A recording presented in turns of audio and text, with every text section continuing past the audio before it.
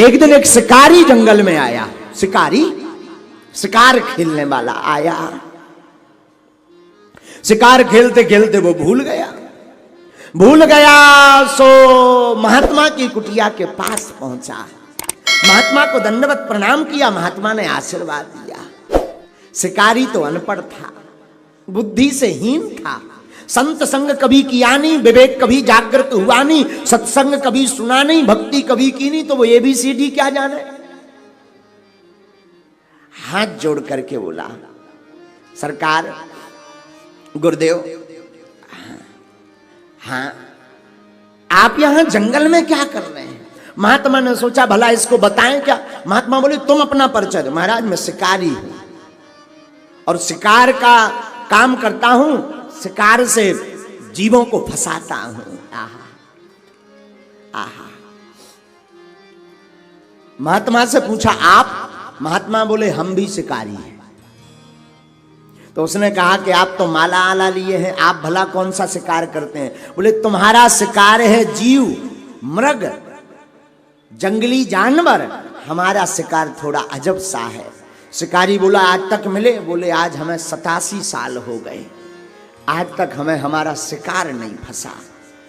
शिकारी को अपने शिकार करने पर बड़ा अभिमान था।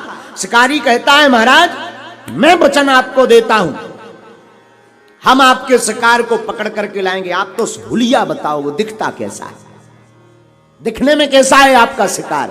तो महात्माओं का शिकार कोई जानवर नहीं होता, साधु का भक्त का शिकार तो गोविंद होता है। महात्मा बोले हमारा जो शिकार है उसका रूप तो सुनो। कस्तूरी तिलकम ललाट पटले वक्षस्थले कौस्तुभम नासाग्रे वरमौक्तिकं करतले वैरुकरे सर्वांगे हरिचंदनं सुललितं कंठे चमुक्तावली गोपयस्त्री परिचितो विजयते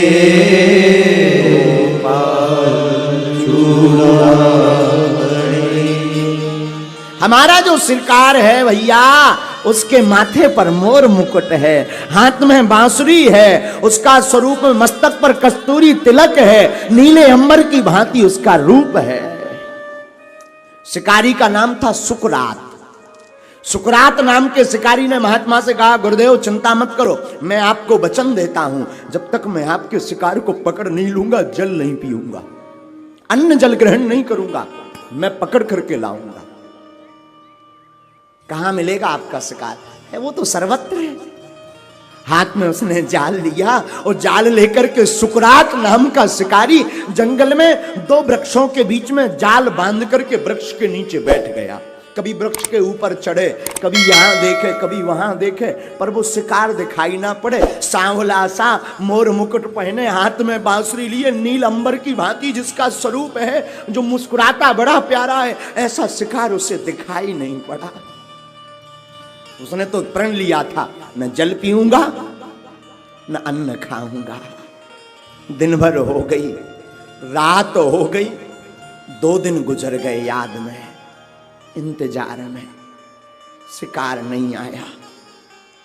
3 दिन बीत गए, अब तो शरीर जर्जर होने लगा, शरीर में जल ना जाने के कारण उठ नहीं पा रहा, देख भी नहीं पा रहा, बार बार आंखें बंद हो रही, आंखें बुझ रही, फिर भी इंतजार है उस शिकार का जो मोर मुकुट पहनता है, जो बांसुरी बजाता है। बार बार इंतजार करता, देखता, अपने आप को ताकत में लाता, बार बार भगवान से कहता है प्रभु उन महात्मा का शिकार आ जाए।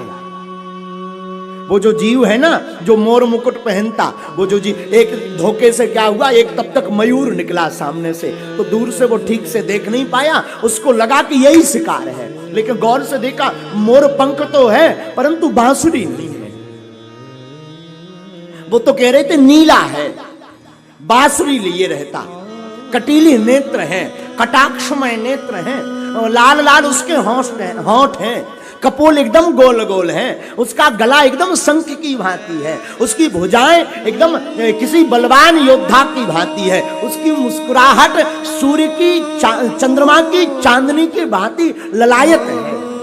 वो इतना दिव्य है, इतना कमनीय है, इतना सुंदर है, इतना मनोहर है, इतना रमणीक है, इतना सुहद है, इतना रम्य है, इतना आनंदित भाव वाला स्वरूप है उसका, विग्रह है उसका, छवि है उसकी, इमेज है उसकी। बड़ा गदगद होता, बार बार मंथन करता, पर वो शिकार नहीं मिल रहा। 3 दिन बीत गए, अब रोने लगा, उसे लगा हमने प्रण लिया, प्रण तो टूटेगा नहीं, लगता है अब ये अंतिम शिकार की याद में प्राण छूट जाएंगे, अब जी पाना मुश्किल है। अपने माता पिता को उसने याद किया। भगवान को तो ज्यादा मानता नहीं थे, पर थोड़ा थोड़ा भगवान को मानता। देखो व्यक्ति कितना भी नास्तिक हो, पर थोड़ा थोड़ा तो आस्तिक होता है। हम लोगों को देख करके उसे भी लगता है कि नहीं नहीं भगवान जैसी कोई चीज होती, तो ज्यादा तो उसे निष्ठा नहीं थी, ज्यादा उसे विश्वास नहीं था, परंतु थोड़ा थोड़ा तो उसका भाव कहता था कि नहीं कुछ तो होता है। मन ही मन अपने इष्ट को याद करता, मन ही मन अपने प्रभु को याद करता, कहता प्रभु अगर आप हो तो हमारे वो जो महात्मा है ना उनके शिकार को भेज दो। भगवान उसकी तड़प, उसकी ललायतता, उसकी गदगदता, उसकी तड़पन, उसका वात्सल, उसका वो प्राप्त करने की जिज्ञासा देख करके ठहर नहीं पाए। महाराज कथा कहती है तत्क्षण 4 दिन की सांझ ढलने वाली थी, उसकी आंखें बार बार बंद होने वाली थी, रात्रि की घटा छाने वाली थी, प्राण पखेरु उड़ने वाले थे, तब तक श्याम सुंदर मनमोहन मुरारी हाथ में बांसुरी लिए हुए, मोर मुकुट पहने हुए, नीलांबर धारी हमारे युगल सरकार आकर के उसके जाल में फंस गए। जो जगत को अपने जाल में फंसाए, जिससे जगत बना हुआ, वो गोविंद शिकारी के जाल में आकर के फंस गया। और उसने देखा हो मिल गया मिल गया मिल गया।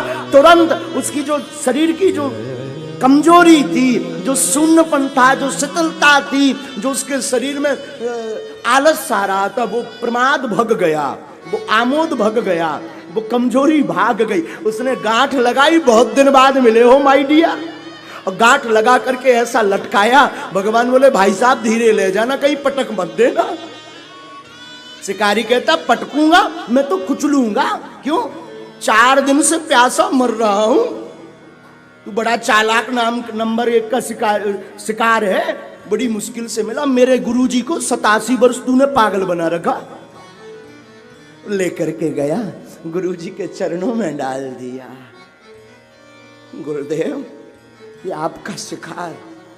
गुरुदेव ने जैसे ही देखा जाल में गोविंद बंधी, गुरुदेव की आंखें डबडबा गई। तुरंत जाल को काटा, शिकारी को डांटा।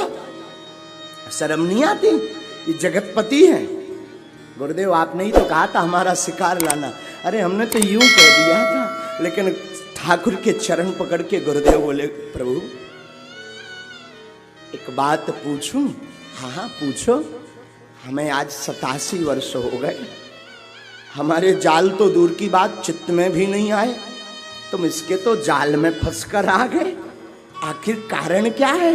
इसने ऐसा कौन सा मंत्र बोल दिया, ऐसी कौन सी पूजा दे दी आपको, ऐसा कौन सा लालच दे दिया, ऐसी कौन सी साधना कर ली जो इसके जाल में फंस कर आ गए?